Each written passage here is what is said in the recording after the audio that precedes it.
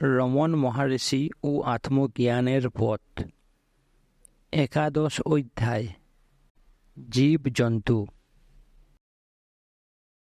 হিন্দু ধর্মে বলা হয় যে জীবাত্মার আত্মসাক্ষাৎকার করে পৃথক ব্যক্তিত্বের ভ্রম থেকে মুক্ত হয়নি, সে মৃত্যুর পর পার্থিব জীবনের কর্মানুসারে বা শুভ অশুভ কর্মের জন্য স্বর্গ ও নরকে যায়, আর তার সেখানের ভোগ হয়ে গেলে দেহ ধারণের কারণস্বরূপ প্রারব্ধ কর্মের ফল ভোগ করার জন্য সে পৃথিবীতে উচ্চ কিংবা নীচ যোনিতে জন্মগ্রহণ করে।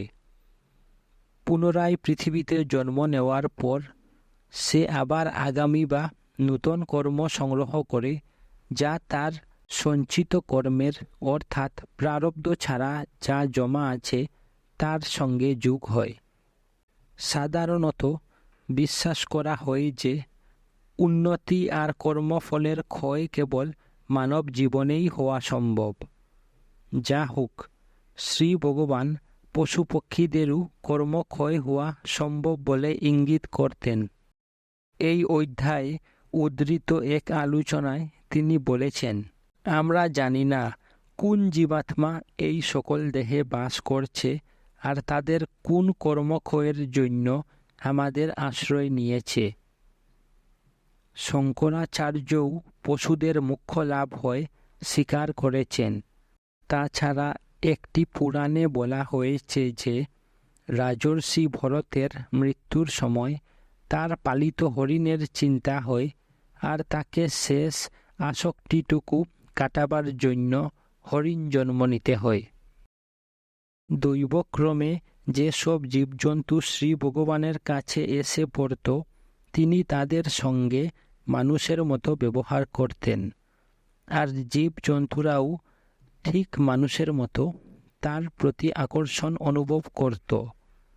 গুরুমূর্তমে পাখি ও কাঠবিড়াল তার ধারে পাশে বাসা তৈরি করত।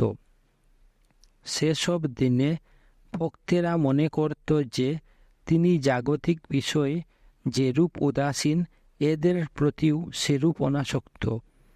কিন্তু বাস্তবিক পক্ষে তিনি সূক্ষ্ম দৃষ্টি সম্পন্ন ছিলেন এবং একটি কাঠবিড়াল পরিবারকে একটি পরিত্যক্ত পাখির বাসা অধিকার করার গল্পও করেছেন।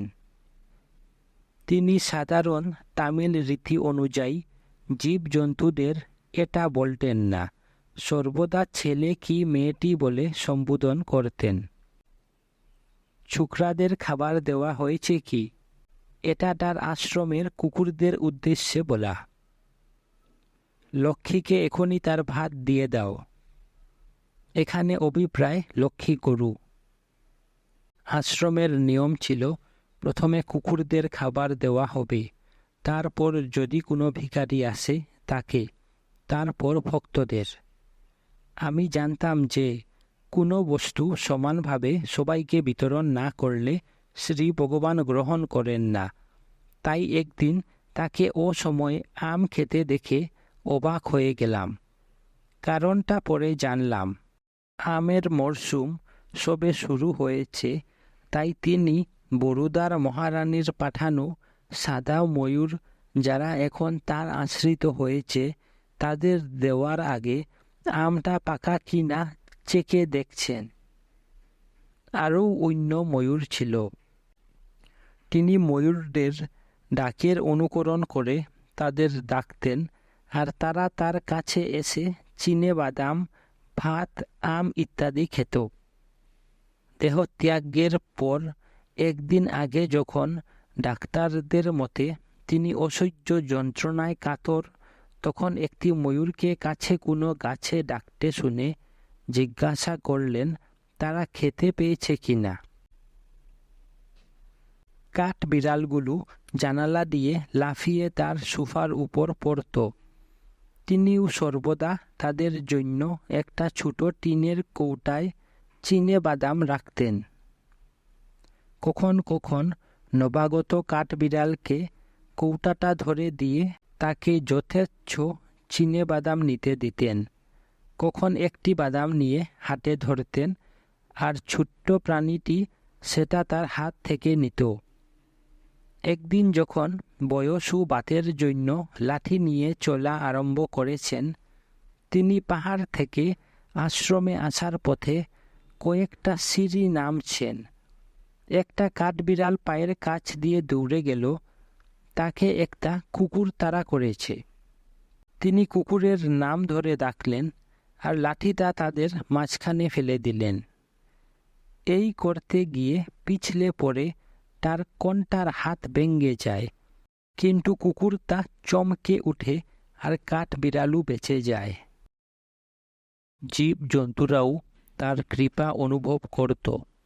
সাধারণত কোনো বন্য জীবজন্তুকে মানুষে দেখাশোনা করলে, তারা দলে ফিরে গেলে তার সাথীরা তাকে পার করে দেয়, কিন্তু তারা যদি তার কাছ থেকে যেত তবে তারা সেটা করত না, বরং তাকে আদরই করত।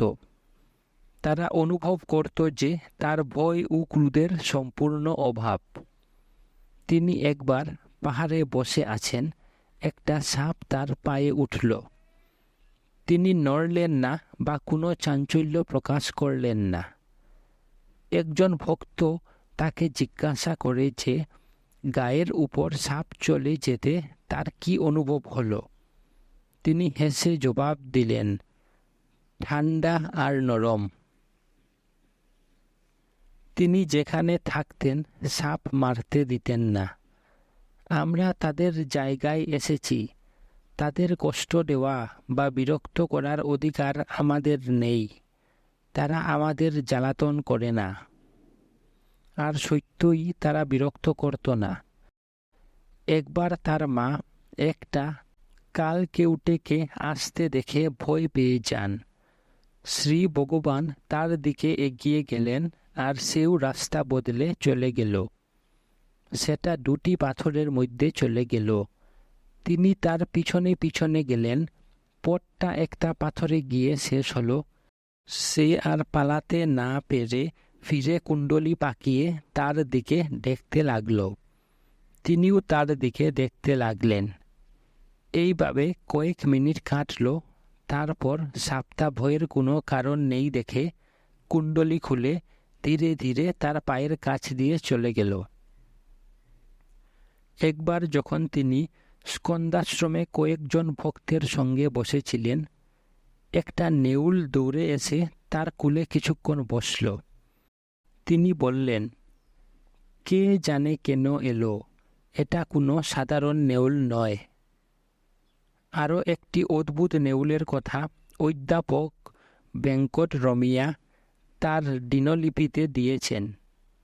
শ্রী গ্রান্ট ডাফের প্রশ্নের উত্তরে শ্রী ভগবান বলেছিলেন, অরুদ্র দর্শন উৎসবের সময় আমি তখন পাহাড়ে স্কন্দাশ্রমে বাস করি। ভক্তের দল শহর থেকে পাহাড়ে উঠছে। একটা সাধারণের থেকে অনেক বড়, সাধারণ ছাই রং না হয়ে সোনালি রঙের নেউল। তার লেজেও কোনো কালো ছাপ ছিল না। নির্ভয় ভিড়ের মধ্যে চলেছে। লোকে ভাবলে এটা নিশ্চয় পুষা, আর পালকও ভিড়ের মধ্যেই আছে। সে সোজা পালানিস্বামীর কাছে গেল। পালানিস্বামী তখন বিরূপাক্ষ গুহার পাশে ঝর্ণায় স্নান করছিল। পালানিস্বামী তাকে আদর করে পিঠে হাত বুলালে। সেও পালানিস্বামীর পিছনে পিছনে গুহায় ঢুকলে, গুহার প্রতিটি কোণ ভালো করে দেখলে, তারপর স্কন্দাশ্রমগামী যাত্রীদের সঙ্গে যোগ দিলে। সবাই তার আকর্ষক রূপ ও নির্ভীক চালচলন দেখে অবাক হয়ে গেল। সে আমার কাছে এলো আর আমার কোলে উঠে বসল। একটু সময় বিশ্রাম নিলে, তারপর ঘাড় তুলে চারিদিক দেখে কুলা থেকে নেমে গেল। সমস্ত জায়গাটা ভালো করে দেখলে, আর পাশে অসাবধানী যাত্রী বা ময়ূরেরা তার ক্ষতি করে ভেবে আমিও পিছু পিছু গেলাম। দুটি ময়ূর খুব কৌতূহলী হয়ে দেখলে, কিন্তু সে শান্তভাবে এদিক ওদিক ঘুরলে, আর তারপর আশ্রমের দক্ষিণ পূর্ব দিকে পাথরের মধ্যে অদৃশ্য হয়ে গেল। এক সময় শ্রী ভগবান সূর্যোদয়ের আগে ভোরবেলা দুজন ভক্তের সঙ্গে আশ্রমের রান্নার জন্য শাক সবজি কুটছিলেন। তার মধ্যে একজন লক্ষণ শর্মা তার কুকুরটিকে সঙ্গে এনেছিল। সুন্দর সাদা ধবধবে কুকুর। কুকুরটি আনন্দে লাফালাফি ও ছুটোছুটি করছিল। খেতে দেওয়া হলেও খেল না। শ্রী ভগবান বললেন, দেখো এর কি আনন্দ, কোনো উচ্চকুটির আত্মা কুকুর দেহ ধারণ করেছে। অধ্যাপক ভেঙ্কট রমিয়া তার দিনলিপিতে আশ্রমের কুকুরদের অদ্ভুত ভক্তির কথা লিখেছে। সে সময় অর্থাৎ 1924 সালে আশ্রমে 4টি কুকুর ছিল। শ্রী ভগবান বললেন যে ওরা তার প্রসাদ ছাড়া খায় না। পণ্ডিত এটা পরীক্ষা করার জন্য তাদের সামনে কিছু খাবার দিলে, কিন্তু তারা সেগুলো ছুঁল না। একটু বাদে শ্রী ভগবান তার থেকে একটু তুলে মুখে দিলেন, আর তৎক্ষণাৎ তারা সেই খাবারের উপর ছুটে এসে সব খেয়ে ফেললে। আশ্রমের প্রায় সব কুকুরের পূর্বপুরুষ কমলা নামে একটা কুকুরই। সে বাচ্চা বয়সে স্কন্দাশ্রমে এসেছিল। ভক্তেরা তাকে প্রথমে তাড়িয়ে দিতে চেয়েছিল, কারণ তাদের ভয় ছিল পাশে বছর বছর বাচ্চা হয়ে আশ্রম ভরে যায়, কিন্তু সে কিছুতেই গেল না। এরূপে সত্যই কুকুরদের একটা পরিবার গড়ে উঠল। তা সত্ত্বেও তাদের সঙ্গে সমান ব্যবহার করা হতো। কমলার প্রথমবার প্রসবের সময় তাকে স্নান করানো হলো, কপালে হলুদ কুমকুম লাগানো হলো, আর তাকে আশ্রমে একটা পরিষ্কার স্নান দেওয়া হয়। সেখানে সে 10 দিন ছিল। 10 দিনের দিন বেশ খাওয়া দাওয়া করে তার অশৌচান্ত হয়। সে খুব বুদ্ধিমতী ও কাজের ছিল। শ্রী ভগবান প্রায়ই তাকে কোনো নবাগতকে পাহাড় প্রদক্ষিণ করিয়ে আনতে বলতেন, কমলা একে ঘুরিয়ে নিয়ে এসো। আর কমলাও তাকে পাহাড়ের চারিদিকে প্রতিটি দেবমূর্তি, পুষ্করিণী ও মন্দির দেখিয়ে আনত। আশ্রমে আরও একটি অদ্ভুত কুকুর ছিল, চিন্না করুপন্য, অর্থাৎ ছোট কালু। সে কিন্তু কমলার বংশধর নয়। শ্রী ভগবান নিজেই তার সম্বন্ধে বলেছেন, চিন্না করুপন্য কুচকুচে কালো ছিল, তাই তার এই নাম হয়েছিল। সে বেশ উচ্চ নীতি সম্পন্ন ছিল। আমরা যখন বিরূপাক্ষ গুহায় ছিলাম, একটা কালু মতো কিছু মাঝে মাঝে দূরে দেখা যেত।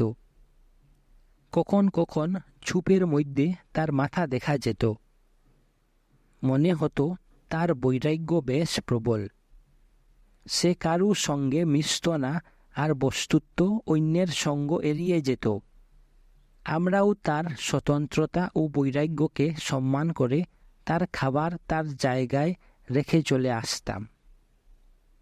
একদিন যখন আমরা পাহাড়ে উঠছি, করুপন্য হঠাৎ লাফিয়ে পথের উপর পড়ল আর আমার উপর লাফালাফি করতে লাগল। তার আনন্দের আতিশয্যে কি লেজ নাড়া! সে যে কি করে দলের মধ্যে আমাকে বেছে নিলে আর তার ভালোবাসা দেখালে, সেটাও একটা আশ্চর্য। তারপর থেকে সে আমাদের সঙ্গে আশ্রমে থাকত। কি বুদ্ধিমান, সেবাপরায়ণ আর কি উচ্চ মনোভাব সম্পন্ন! তার আগেকার উদাসীনতা ত্যাগ করে খুব স্নেহাপরায়ণ হয়ে গেল। তার ছিল সর্বভূতে মৈত্রী। সে প্রত্যেক দর্শনার্থী ও আবাসিকের সঙ্গে বন্ধুত্ব করত, তাদের কুলে উঠে পড়ত, গা ঘেঁষে বসত। সাধারণত সকলেই তার ব্যবহার পছন্দ করত। কেউ কেউ তাকে দূরে রাখার চেষ্টা করত, কিন্তু সে কি ছাড়বার পাত্র? যা হোক, তাকে দূরে যেতে বললে সে একেবারে সন্ন্যাসীর মতো প্রতিজ্ঞা করে দূরে বসে থাকত। একবার একজন নৈষ্ঠিক ব্রাহ্মণ আমাদের গুহার কাছে বেলগাছের তলায় মন্ত্রপাঠ করছিল। সে তার কাছে গেল। ব্রাহ্মণেরা কুকুরকে অপবিত্র মনে করে, তাদের ছুঁয়ে না বা কাছে আসতে দে না। কুরুপন্য সাধারণ রীতি অনুসারে আর সমত্বের ভাবে তার কাছে যেতে ছাড়ল না। ব্রাহ্মণের আচারের প্রতি শ্রদ্ধা সম্পন্ন হয়ে একজন আশ্রমিক লাঠি তুলে আস্তে করে তাকে মারলে। কুরুপন্য চিৎকার করতে করতে পালিয়ে গেল। সে আর কখন আশ্রমে আসেনি। সে এতই সংবেদনশীল ছিল যে একবার যেখানে দুর্ব্যবহার পেত সেখানে আর কখনো যেত না। যে লোকটি এই ভুল করে সে কুকুরের সংবেদনশীলতা ও নীতিজ্ঞানকে স্পষ্টতই তুচ্ছ করত। অথচ এর আগেও তার আভাস পাওয়া গিয়েছিল। সেটা এরকম, একবার পালানিস্বামী কুরুপন্নকে খুব বকে ও তার সঙ্গে দুর্ব্যবহার করে। সেদিন বেশ ঠান্ডা আর বর্ষার রাত। তা সত্ত্বেও চিন্না কুরুপন্য খড় ছেড়ে চলে গেল ও কিছু দূরে একটা কয়লার থলির উপর রাত কাটালে। কেবল সকালে তাকে ফিরিয়ে আনা হলো। আরও অন্য একটি কুকুরের আচরণ থেকেও ইঙ্গিত পাওয়া গিয়েছিল। কয়েক বছর আগে আমাদের সঙ্গে বিরূপাক্ষ গুহায় যে ছোট কুকুরটি ছিল তাকে পালানিস্বামী বকে। সে সোজা শঙ্কতীর্থ পুষ্করণীতে চলে যায় আর কিছু পরে তার মৃতদেহ ভেসে উঠতে দেখা যায়। পালানিস্বামী ও অন্যদের বলা হলো যে কুকুর বা আশ্রমের অন্য জীবজন্তুরা বুদ্ধিমান, তাদেরও নীতি আছে, তাদের সঙ্গে রুক্ষ ব্যবহার করা ঠিক নয়। আমরা জানি না কোন জীবাত্মা সেই দেহে বাস করে আর তাদের কোন কর্মক্ষয় করার জন্য আমাদের সহচর্য কামনা করে। আশ্রমে আরও অন্য কুকুর ছিল যারা বুদ্ধি ও উচ্চ নীতির পরিচয় দিয়েছিল। স্কন্দাশ্রমে থাকাকালে যখনই কোনো কুকুরের শেষ সময় উপস্থিত হতো, শ্রী ভগবান তার পাশে বসে থাকতেন ও তার দেহটা ভালোভাবে সমাধি দেওয়া হতো। একটা পাথরের স্মৃতি ফলকও রাখা হতো। পরবর্তীকালে যখন আশ্রমের বাড়ি ঘর হলো আর বিশেষ করে যখন শ্রী ভগবানের শারীরিক শক্তির হ্রাস হলো, লোকেরা ইচ্ছামতো কাজ করতে লাগলো, তখন জীবজন্তু ভক্তের আর তত কাছে আসতে পেত না। শেষের কয়েক বছর আগে অবধি বান্দরেরা শ্রী ভগবানের সোফার কাছে জানালার ধারে আসত আর গোড়াদের ফাঁক দিয়ে দেখত। কখন কখন দেখা যেত যে ঠিক মানুষ মায়ের মতো বান্দর মাও তার ছোট্ট বাচ্চাকে বুকে আঁকড়ে নিয়ে ভগবানকে দেখাতে এসেছে। একটা বোঝাপড়া হয়েছিল যে সেবকেরা তাদের তাড়াবার আগে অন্তত একটা কলা দিয়ে তাড়াবে। যতক্ষণ না শ্রী ভগবান অত্যন্ত দুর্বল হয়ে পড়েন ততদিন তিনি সকাল 7টার পর আর বিকাল 5টার সময় একবার করে পাহাড়ে যেতেন। একদিন সন্ধ্যায় বেড়াতে না গিয়ে স্কন্দাশ্রমে চলে যান। যখন তিনি সময়মতো ফিরলেন না, কয়েকজন ভক্ত পাহাড়ে উঠে গেল। অন্যেরা দলে দলে জোড়া হয়ে তিনি কোথায় গেলেন আর এর অর্থ কী আলোচনা করতে লাগল। বাকি কয়েকজন হলঘরে বসে প্রতীক্ষা করতে লাগল। এক জোড়া বান্দর হলঘরের দরজায় এলো, নির্ভয়ে ঘরে ঢুকে পড়ল আর চিন্তিত মনে খালি সোফা দেখতে লাগল। তারপর মানুষেরাও শ্রী ভগবানের পার্থিব দর্শন হতে বঞ্চিত হওয়ার কয়েক বছর আগে বান্দরদেরও দিন চলে গেল।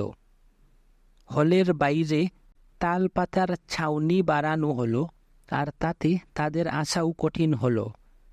যা হোক, বেশিরভাগ বান্দরের ধরে নিয়ে গিয়ে জঙ্গলে ছেড়ে দেওয়া হয় বা নাগরিক পালিকা দ্বারা ধৃত হয়ে পরীক্ষা নিরীক্ষার জন্য আমেরিকা পাঠানো হয়। 1900 সালে প্রথম যখন শ্রী ভগবান পাহাড়ে বাস করতে শুরু করেন আর 1922 সালে যখন তিনি পাহাড়ের তলদেশে আশ্রমে এলেন, এই সময়ের মধ্যে তার বান্দরদের সঙ্গে অন্তরঙ্গতা হয়। জ্ঞানীর সর্বভূতে মৈত্রী ও মমতায় এবং তার স্বাভাবিক তীক্ষ্ণ দৃষ্টিতে এদের নিরীক্ষণ করতেন।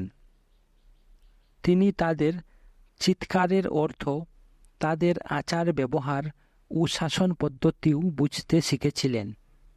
তিনি আবিষ্কার করলেন যে প্রত্যেক দলের একজন রাজা ও তাদের নিজস্ব এলাকা আছে।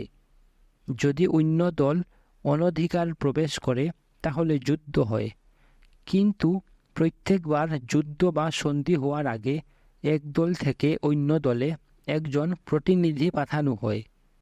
তিনি দর্শনার্থীদের বলতেন যে তাকে বান্দরেরা তাদের একজন মনে করে ও মধ্যস্থতার জন্য তার কাছে আসে। মহারিষি বলেছিলেন, বান্দরেরা সাধারণত পালিত বান্দরকে তাড়িয়ে দেয়, কিন্তু আমার সম্বন্ধে এরা তার ব্যতিক্রম করেছিল। তাছাড়া ভুল বুঝাবুঝি ও ঝগড়া হলে তারা আমার কাছে আসত, আর আমি তাদের আলাদা করে শান্ত করতাম, ঝগড়াও বন্ধ হতো। একবার একটা ছোট বান্দরকে তাদের দলের একটা বড় বান্দর কামড়ে দেয়, আর তাকে অসহায় অবস্থায় আশ্রমের কাছে ফেলে চলে যায়। ছোট বাচ্চাটা খুঁড়াতে খুঁড়াতে বিরূপাক্ষ গুহার আশ্রমে এলো, তাই আমরা তাকে নন্দী অর্থাৎ খুড়া বলতাম। যখন 5 দিন বাদে তাদের দল আবার এলো, তারা দেখলে যে আমি ওকে দেখাশোনা করছি, তা সত্ত্বেও তারা তাকে দলে নিলে। সেই থেকে তারা সবাই উদ্বৃত্ত খাবার জিনিসের জন্য আশ্রমের বাইরে আসত, কিন্তু নন্দী একেবারে আমার কুলে এসে বসত। সে খুব পরিষ্কার করে খেত। যখন পাতায় করে তাকে খেতে দেওয়া হতো, সে একটিও ভাত পাতার বাইরে ফেলত না। যদি দৈবাত কখন একটি ভাত বাইরে পড়ে যেত, তবে আগে সেটি কুড়িয়ে খেয়ে তবে পাতার অন্য ভাতে হাত দিত। সেও খুব সংবেদনশীল ছিল। একবার কোনো কারণে সে কিছু ভাত ছড়ায়, আর আমি তাকে বকি, কি হলো, ভাত নষ্ট করছো কেন? সে তৎক্ষণাৎ আমার চোখে আঘাত করে, আমার চোখে লাগে। শাস্তিস্বরূপ তাকে কয়েকদিন আর আমার কাছে আসতে বা কুলে উঠতে দেওয়া হয়নি। কিন্তু ছোকরা অনুনয় বিনয় করে ক্ষমা চেয়ে আপন প্রিয় স্থানটি ফিরে পেল। এটা তার দ্বিতীয় অপরাধ। প্রথমবারে আমি তার গরম দুধের বাটি ঠোঁটের কাছে এনে ফু দিয়ে তারই জন্য ঠান্ডা করছিলাম। সে বিরক্ত হয়ে আমার চোখে মারে, কিন্তু সেটা এমন কিছু মারাত্মক হয়নি। আর সেও তৎক্ষণাৎ কুলে উঠে কিচমিচ করতে থাকে, যেন বলতে চায়, ভুলে যাও, ক্ষমা করো। তাই তাকে ক্ষমা করা হয়েছিল। পরে নন্দী দলের রাজা হয়। শ্রী ভগবান অন্য এক বান্দর রাজার কথাও বলেছিলেন, যে তার দলের 2 জন উদ্দণ্ড বান্দরকে দল থেকে তাড়িয়ে দেওয়ার বাহাদুরি করেছিল। তাতে দলে বিদ্রোহ হয়, আর সে দল ছেড়ে বনে চলে যায়। সেখানে সে 2 সপ্তাহ থাকে। ফিরে এসে সে তার বিদ্রোহকারী ও সমালোচকদের দণ্ডযুদ্ধে আহ্বান করে। তার 2 সপ্তাহ তপস্যার ফলে সে এতই শক্তিশালী হয় যে কেউ তার সঙ্গে লড়াই করতে সাহস করলে না। একদিন ভোরবেলা খবর পাওয়া গেল যে আশ্রমের কাছে একটি বান্দর মারা যাচ্ছে। শ্রী ভগবান তাকে দেখতে গেলেন, আর এটি সেই বান্দর রাজা। তাকে আশ্রমে আনা হলো। সেই শ্রী ভগবানের গায়ে ঠেস দিয়ে শুয়ে রইল। 2 জন বহিষ্কৃত বান্দর কাছেই একটা গাছে বসে সব দেখছিল। শ্রী ভগবান পাশ ফেরার জন্য নড়লেন, আর মরণোন্মুখ বান্দর তার স্বাভাবিক বৃত্তিতে তার পায়ে কামড়ে দিলে। তিনি তার পা দেখিয়ে একবার বলেছিলেন, বান্দর রাজার কৃপার 4টি চিহ্ন আমার আছে। তারপর বান্দর রাজা শেষ হুঙ্কার দিয়ে প্রাণ ত্যাগ করলে। সেই প্রতীক্ষারত বান্দর দুটি সুখে আর্তনাদ করে লাফালাফি করতে লাগল। তার দেহটা সন্ন্যাসীর সম্মান দিয়ে সমাধিস্থ করা হলো। দেহটা প্রথমে দুধ, তারপর জল দিয়ে স্নান করিয়ে বিভূতি লেপে মুখটা খোলা রেখে একটা নূতন কাপড় দিয়ে ডেকে দেওয়া হলো। কর্পূর আরতি করে আশ্রমের কাছে সমাধি দিয়ে তার উপর পাথরের স্মারক বসানো হলো। বান্দরের কৃতজ্ঞতার একটা গল্প বলা হতো। একবার শ্রী ভগবান একদল ভক্তের সঙ্গে গিরি প্রদক্ষিণ করছিলেন।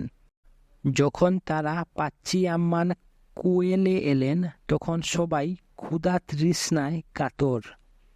তৎক্ষণাৎ একদল বান্দর পাথরে ধরে একটা ডুমুর গাছে উঠে সব ডাল পালা নাড়া দিয়ে রাস্তাময় পাকা ডুমুর ছাড়িয়ে দিয়ে দৌড়ে পালিয়ে গেল।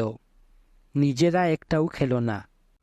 ঠিক সেই সময় একদল স্ত্রীলোক মাটির কলসি করে খাবার জলও নিয়ে এলো। শ্রী ভগবানের পশু পাখি ভক্তদের মধ্যে সবচেয়ে প্রিয় ছিল লক্ষ্মী গরু। গড়িয়া থমের নিকট কুমার মঙ্গল নিবাসী অরুণাচল পিল্লাই 1926 সালে তাকে বাছুর অবস্থায় তার মার সঙ্গে আশ্রমে এনে শ্রী ভগবানকে নিবেদন করে। তিনি দান নিতে অনিচ্ছুক ছিলেন, কারণ আশ্রমে সে সময় গরু রাখার কোনো জায়গা ছিল না। যা হোক, অরুণাচল পিল্লাই ফিরিয়ে নিয়ে যেতে একেবারে অস্বীকার করে। একজন ভক্ত রামনাথ দীক্ষিতার তাদের দেখাশোনা করতে রাজি হল, সুতরাং তারা থেকে গেল। দীক্ষিতার তাদের মাস 3 দেখাশোনা করলে তারপর তাদের শহরে এক গোয়ালার কাছে রেখে দেওয়া হয়। সেও তাদের 1 বছর রাখলে, আর একদিন দর্শন করতে আসার সময় তাদের নিয়ে এলো। মনে হলো শ্রী ভগবানের প্রতি বাছুরটির অদম্য আকর্ষণ। সে আশ্রমের রাস্তা চিনে রাখলে, কারণ পরের দিন প্রায় 2 মাইল রাস্তা একলাই চলে এলো। সেই থেকে সে রোজ সকালে আশ্রমে আসত আর সন্ধ্যায় ফিরে যেত। পরে যখন আশ্রমে বাস করতে এলো, তখন সে অন্য কোনো দিকে মন না দিয়ে সোজা শ্রী ভগবানের কাছে যেত, আর তিনিও সর্বদা তার জন্য কলা বা অন্য স্বাদিষ্ট কিছু রাখতেন। অনেক দিন ধরে সে প্রতিদিন দুপুরে খাওয়ার সময় হল ঘরে আসত আর তার সঙ্গে খাওয়ার ঘরে যেত। তার সময় জ্ঞান এমনই প্রখর ছিল যে তিনি যদি কোনো কাজে ব্যস্ত হয়ে নির্ধারিত সময়ের পরেও বসে থাকতেন, তবে সে এলে ঘড়ির দিকে চাইলে দেখতেন ঠিক সময় হয়েছে। তার কয়েকটি বাছুর হয়েছিল, তার মধ্যে 3টি শ্রী ভগবানের জয়ন্তীতে অর্থাৎ জন্মদিনে হয়। যখন আশ্রমের পাথরের পাকা গোশালা তৈরি হলো, তখন ঠিক হলো যে লক্ষ্মী প্রথম প্রবেশ করে তার দুয়ার উদ্ঘাটন করবে। কিন্তু যখন সময় হলো, তখন তাকে খুঁজে পাওয়া গেল না। সে শ্রী ভগবানের পাশে গিয়ে বসে আছে, আর তিনি না উঠলে সেও নড়বে না। সুতরাং তিনি প্রথমে প্রবেশ করলেন, আর লক্ষ্মী তার পিছনে। কেবল যে তারই শ্রী ভগবানের প্রতি অসাধারণ অনুরাগ ছিল তা নয়, শ্রী ভগবানও তার প্রতি যে কৃপা ও করুণা দেখিয়েছেন তাও একটা ব্যতিক্রম। পরবর্তীকালে আশ্রমে আরও কয়েকটি গরু ও ঝাড় আসে, কিন্তু তাদের মধ্যে কেউ এরূপ অনুরক্ত ছিল না, আর কেউ শ্রী ভগবানের এত অনুকম্পাও লাভ করেনি। লক্ষ্মীর উত্তর পুরুষ এখনও আছে। 1948 সালে 17 জুন লক্ষ্মী অসুস্থ হল, আর 18 সকালে তার শেষ সময় উপস্থিত মনে হলো। সকাল 10টার সময় শ্রী ভগবান তার কাছে গিয়ে বললেন, মা, এই তো এসে গেছি। এই বলে পাশে বসলেন। তার মাথা কুলের মধ্যে নিলেন, তার চোখের দিকে চাইলেন, আর এক হাত তার মাথায় দিলেন যেন দীক্ষা দিচ্ছেন, আর অন্য হাত বুকে। তার গাল লক্ষ্মীর গালে ঠেকিয়ে আদর করলেন। তার হৃদয় পবিত্র, বাসনা শূন্য ও একমাত্র ভগবানে অনুরক্ত জেনে সন্তুষ্ট মনে তার কাছে বিদায় নিয়ে মধ্যাহ্ন ভোজনের জন্য খাওয়ার ঘরে চলে গেলেন। লক্ষ্মীর শেষ অবধি জ্ঞান ছিল, আর চোখও শান্ত ছিল। 11:30টার সময় শান্তভাবে ইহলীলা শেষ হল। তাকে আশ্রমের হাতার মধ্যে একটি হরিণ, একটি কাক ও একটি কুকুরের সমাধির পাশে পূর্ণ অন্তুষ্টি সংস্কারের সঙ্গে সমাধি দেওয়া হল। তার সমাধির উপর একটা চৌখানা পাথর বসানো হলো ও তার উপর তার মূর্তি খোদাই করানো হলো। সেই পাথরে শ্রী ভগবানের লেখা, সে মুক্তিলাভ করেছে, খোদাই করা হলো। দেবরাজ মুদালিয়ার ভগবানকে জিজ্ঞাসা করেছিল, এটা কি সাধারণ প্রচলিত কথা, যেমন কোনো লোক মারা গেলে লোকে বলে যে তিনি সজ্ঞানে সাধনোচিত ধামে গেছেন, কিংবা বস্তুতই সে মুক্তিলাভ করেছে? শ্রী ভগবান বলেছিলেন যে সে বাস্তবিকই মুক্তিলাভ করেছে।